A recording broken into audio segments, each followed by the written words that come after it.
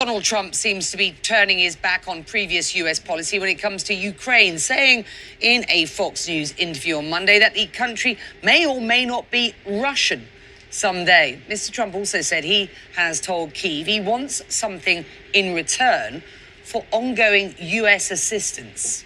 Have a listen. They have tremendously valuable land in terms of rare earth, in terms of oil and gas, in terms of other things. I want to have our money secured because we're spending hundreds of billions of dollars. And, you know, they may make a deal, they may not make a deal, they may be Russian someday, or they may not be Russian someday, but we're going to have all this money in there. And I say, I want it back. Well, in response to those comments, Kremlin spokesperson Dmitry Peskov said Tuesday, quote, a significant part of Ukraine wants to become Russian and has already become Russian. Well, look, Poland not only shares a border with Ukraine, it also shares the wish that Russia will ultimately not win this war. And today we end in Ukraine, where President Volodymyr Zelensky gave an interview with British media house The Guardian, where he stressed NATO's role in the region.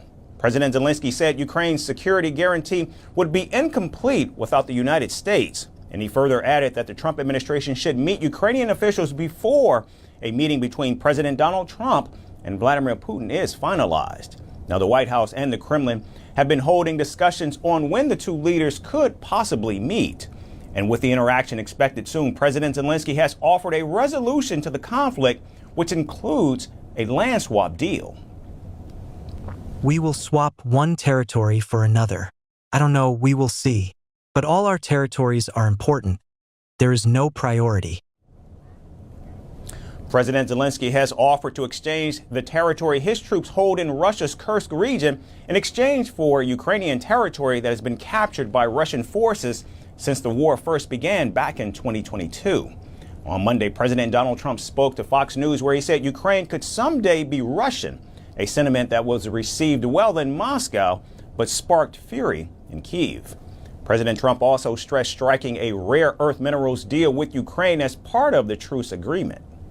You talked with Zelensky this week, sir? Yeah, probably. By telephone, what's your message? He wants to make a deal. Let's see. We'll see.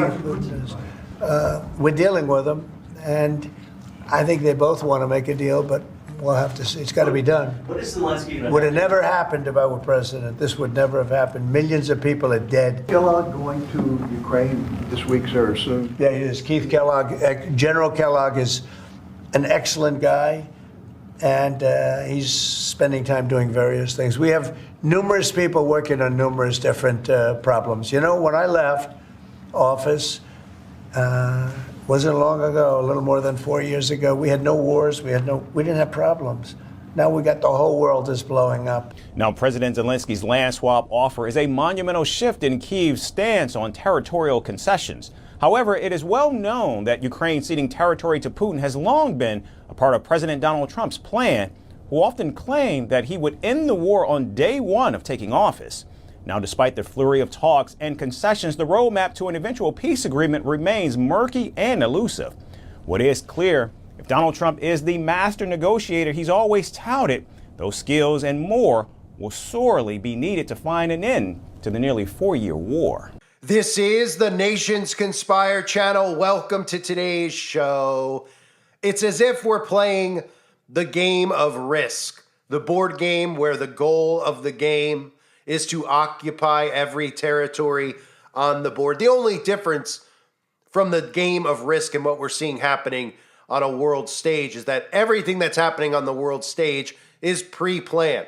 These countries who are going to give their land over to other countries is all done by design. It's not by forfeiting land or threats of war. It's the globalists working together to create new territories. And of course, they have to convince you that there's powerhouses like Russia who are taking over the land and becoming a threat to America, because this is about creating 10 kingdoms, the 10-kingdom plan. And before I get into detail what you're seeing going on with now all of a sudden Ukraine being willing to give up their territory, little by little you'll eventually hear that they've had to forfeit the land of Ukraine over to Russia, because this is exactly what the map shows us the plan has been for a very long time. I just want to let people know that I'm uploading new content over on my brand new channel, Ones That Can See. I have it linked below. If you haven't subscribed to it yet, make sure you subscribe, because if you don't know what's going on, there's already been multiple channels removed off this platform in the last 30 days that I have had, which have had about the same amount of subscribers as this channel. This channel is not long for this world. So if you haven't subbed yet, sub. I have a brand new video up over there about under the skin surveillance and everything going on with Project Stargate that you have to see. It is very, very important that people wake up to what they're trying to do with this AI governance infrastructure. So that is linked below. And for anybody out there that wants to type in the channel to find it, it is called Ones That Can See.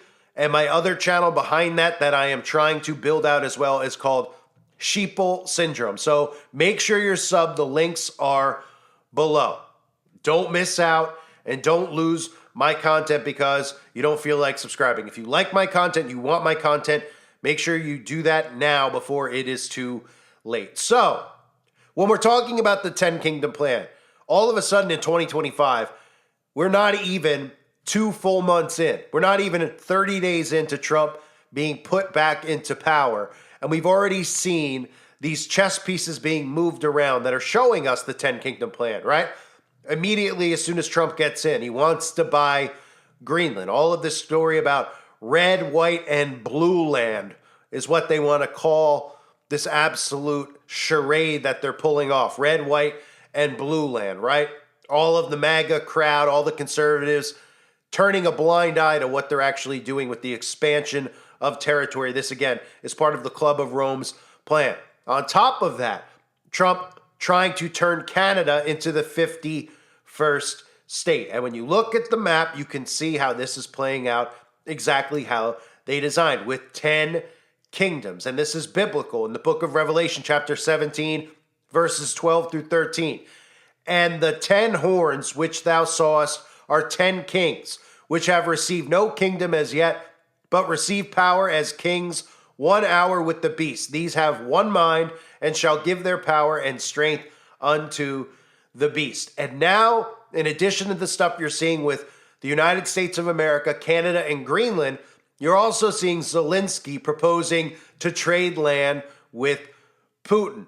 They've carried this out for 4 years, this charade going on over there, where really a lot of what's going on over there is just a controlled demolition, so to speak. Zelensky is now proposing to trade land with Putin, right? That was something that wasn't even discussed over the last 4 years. And of course, Russia immediately responds to swapping land, saying they will not swap land with Ukraine. In fact, after that was offered, Russia launched a quote-unquote deadly attack on Kyiv, Ukraine's capital, and ruled out swapping occupied territory. That's because they won't be swapping territory. This is part of the plan for Russia and Ukraine to merge as one. And that's why you also hear Donald Trump saying that Ukraine may be Russian one day, as he hints at a rare earth minerals deal. And part of that narrative where you see Trump bringing in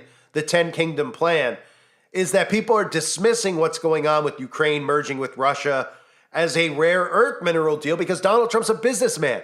This isn't about carrying out New World Order plans. This is about business. This is how they're trying to pass some of this stuff now onto MAGA and conservatives, as if this is a good business deal for America. Conquering Greenland, a good business deal for America because they're rich in resources. Acquiring Canada as part of America, a good business deal for the United States of America. This is how people are turning a blind eye to the North American Union. This is how people are turning a blind eye to Trump's role in Russia acquiring Ukraine. And if you actually look at that 1942 map that I discussed, the post-war New World map, which they were calling the New World Moral Order. That's what the map included, a manifesto that described a New World Moral Order. And what were the territories in that? Well, the Soviet Union, the Union of Soviet Socialist Republics, the Soviet would expand to be a far larger territory than its current size. And if you look at the countries that have to be conquered in this, you could see that Ukraine is right on that list. And you know what else is on that list? Poland is on that list. And isn't it interesting the role that Poland plays in all of this? We've heard whispers over the last couple of years of how a key ally of Putin said he wants to invade Poland next, ignoring Russia's inability to capture Ukraine. Putin ally warns enemy, Poland, you risk losing your statehood. And in the last 24 hours or so since Donald Trump has started discussing how a deal could be made where Ukraine gives up territory to Russia, that the president of Poland is coming out saying this cannot happen. Russia must not win, because they're already hinting at after Russia is given Ukraine, that Russia will then come for Poland. And how convenient that part of that blueprint, that 10 kingdom map, has Poland as a part of this Russian territory. So back to some of the whispers about Ukraine and what they're getting out there. Now, all of a sudden, after years and years and years of telling us that Ukraine would not give up, that we couldn't allow Ukraine to give up, now Donald Trump is bringing all of this stuff in by design. Zelensky said he was prepared to relinquish certain territories occupied by the Russian army. This comes at a time when his own army is struggling to contain the Kremlin's armed forces, and the population's morale is low after nearly 3 years of devastating war.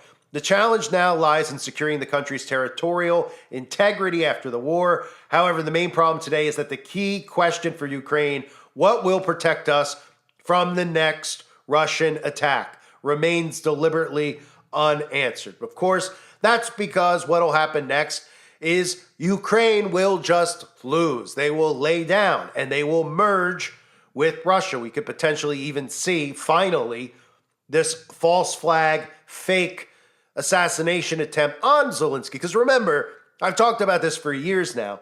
They've been telling us that Zelensky, this actor, who, the guy was an actor before he became president, how convenient, just like Trump.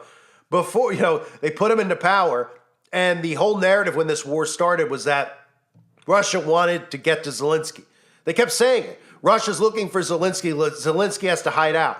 And then all we saw were things like Zelensky showing up at the Grammy Awards, Zelensky in a supposed underground bunker with U2, the band, all these celebrities from America who get flown over there to go and hang out with Zelensky, from Ben Stiller to Sean Penn to Angelina Jolie, right? I mean, if they wanted to find him and kill him, they would have done it by now, right? But all the buildup, of course, is for potentially it to end that way. Something along those lines where they don't have a choice and they have to give in to Russia and merge as one. And then Russia can turn its attention over to Poland. Donald Trump even said he's going to have to do what he has to do when discussing Zelensky ceding Ukraine territory, right? And all the stories out there. What's Ukraine going to do? Ukraine needs to barter a deal. But as all those stories are coming out about Ukraine making a deal, Russia is openly saying, we're not going to make a deal. We don't want a deal. We want it all. And we're going to take it all, right?